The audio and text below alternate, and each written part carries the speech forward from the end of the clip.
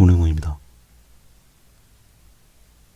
강가의 풍경을 그려보았습니다. 커다란 산과 그 산이 들이온 그늘, 그리고 그 그늘에서 비껴난 나무들, 그 옆을 잔잔히 흐르는 강물이 참 평화롭습니다.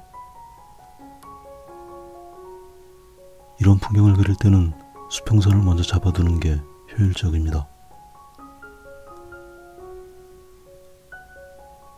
수평선은 관찰자의 눈높이와 같기 때문에 그것보다 높은 것과 그것보다 낮은 것으로 나누면 편리하기 때문입니다.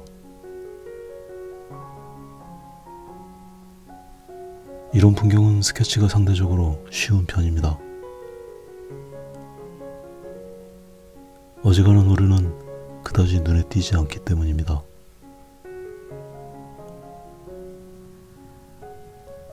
어떤 나무가 실제보다 다소 커지거나 작아져도 별로 어색하지 않습니다. 강가를 뒹구는 돌들이 몇 개 모자란다고 해서 문제 삼을 사람은 아무도 없습니다. 자연물들은 오히려 그런 변화들이 당연한 듯 자연스러워 보입니다. 그래서 저처럼 멍성한 사람들은 이런 느긋한 자연 풍경을 그리는 걸 좋아합니다.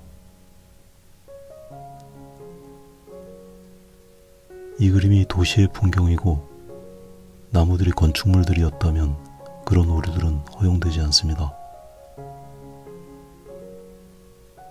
정교한 투시에 부합해서 크기의 비례와 기울기들이 정확해야 합니다. 사소한 실수도 아주 눈에 거슬리기 때문에 엄청 신경 써야 합니다.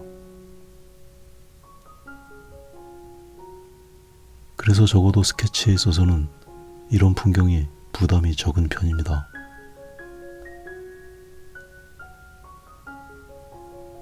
하지만 스케치만 하고 끝낼 그림이 아니기 때문에 이후의 과정도 계속 쉬운 그림이 될 것 같지는 않습니다. 그림 안에 워낙 많은 구성물들이 담겨 있어서 세세한 색감의 차이와 명도의 단계를 만들어야 하고 넓은 폭의 채도를 담아야 하는 부담도 있습니다. 비교적 선원근법보다는 공기원근법에 의존해서 충분한 공간감을 연출해야 하는 점도 이런 풍경화의 숙제라고 할 수 있습니다.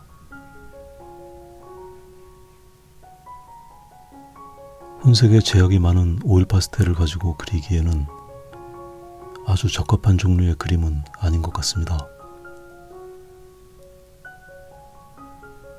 저 역시 그런 문제로 어려움을 많이 겪으면서 그린 그림입니다.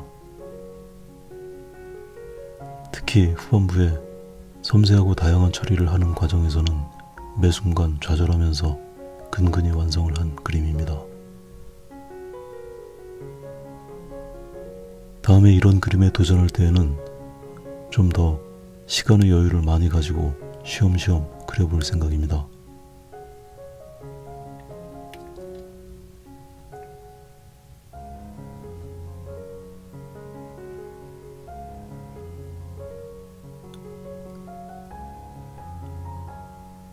학문을 하는 사람에게는 가장 중요한 덕목이 왜라는 질문을 하는 것이라고 합니다.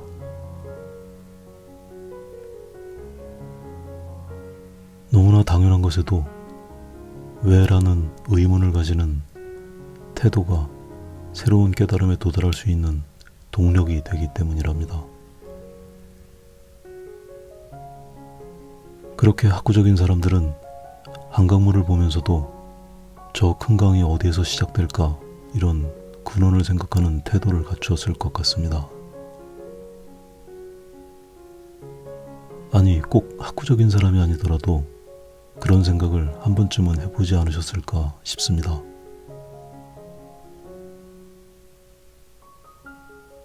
저 큰 강이 처음부터 저렇게 큰 강은 아니었을 테고 어디선가 시작되었을 텐데 거기가 어딜까, 뭐 이런 생각 말입니다.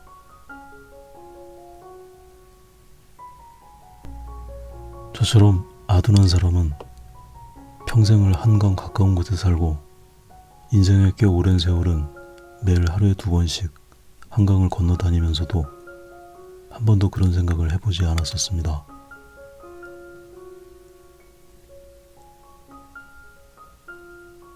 이렇게 학구적이지 않게도 쉽지 않습니다.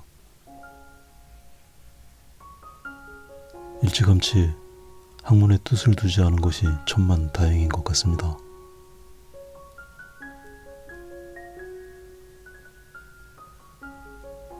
사실은 이런 깨달음도 너무나 우연히 다가왔습니다. 몇 년 전에 일이 있어서 태백이라는 도시에 간 적이 있었습니다. 거기서 정말 아주 우연히 한강 발원지라는 편말을 보게 된 겁니다. 그때 제 머릿속에 떠오른 건 웬 뜬금없이 한강? 한강이 여기서 왜 나와? 뭐 이런 거였습니다. 그제서야 퍼뜩 한강도 시작점이 있을 거라는 생각을 하게 된 겁니다. 그때 그 표지판을 보지 못했으면 아직도 한강이 어디서 시작될까, 원천이 어딜까 하는 궁금증 따위는 아예 없었을 겁니다.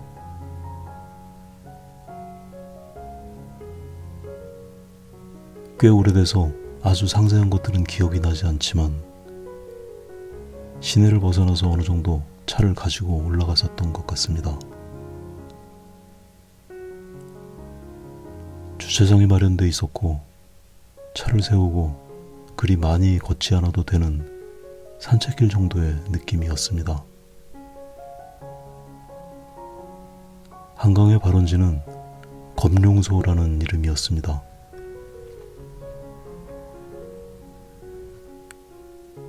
서해에 사는 이무기가 용이 되기 위해서 한강을 거슬러 올라와서 여기에서 수련을 했다던가 돌을 닦았다던가 뭐 그런 전설이 있었답니다.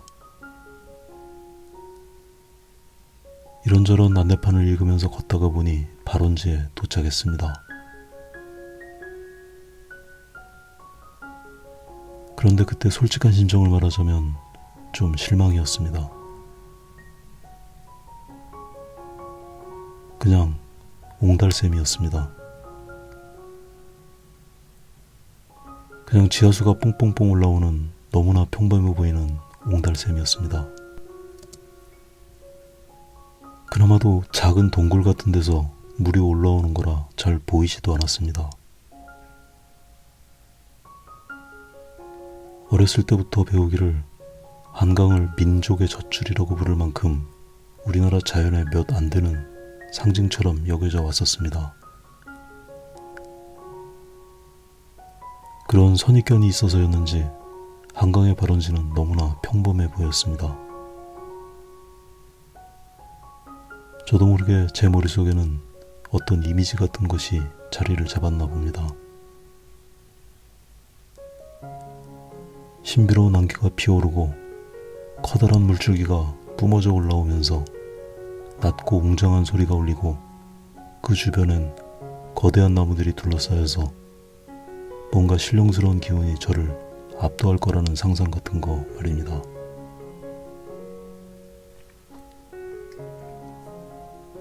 아니었습니다. 그냥 너무나 평범해서 뭐라고 형용할 단어가 따로 필요가 없을 만큼 그냥 뽕뽕뽕 물이 뿜어져 나오고 있었습니다. 그렇게 뿜어져 나온 물들은 그냥 동네의 시냇물처럼 정해진 고를 따라서 졸졸졸 흘러내려가는 게 너무나 평범했습니다. 한동안 우두커니 서서 짧으나마 머릿속에 그렸던 신비한 이미지와 눈에 보이는 너무나 평범한 광경에 간극을 메우느라 애를 썼습니다. 그 후로도 오랫동안 그 생경함은 머릿속에서 잘 가셔지지 않았습니다. 그 후로 기억이 무뎌질 만큼 시간이 지난 후에야 조금씩 생각이 정리가 됐습니다. 저 거대한 한강은 그때 그 옹달샘의 물뿐만 아니라 흐르고 흐르면서 너무나 많은 물들이 모여서 만들어낸 거대한 물줄기였습니다. 그 작은 옹달샘은 그 많은 원천 중 하나일 뿐이고 특별한 게 있다면 그중 가장 멀리 있는 것 뿐이었다는 것입니다.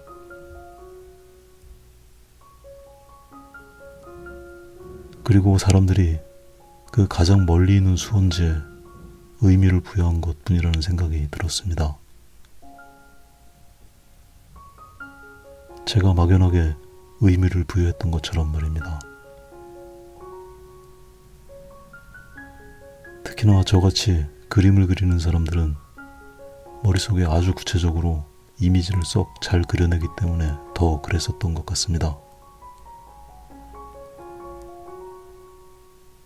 그나저나 그 이무기는 용이 되기는 했는지 모르겠습니다. 그 이무기가 용이 되는데 성공했기를 바라면서 오늘은 여기까지 하겠습니다.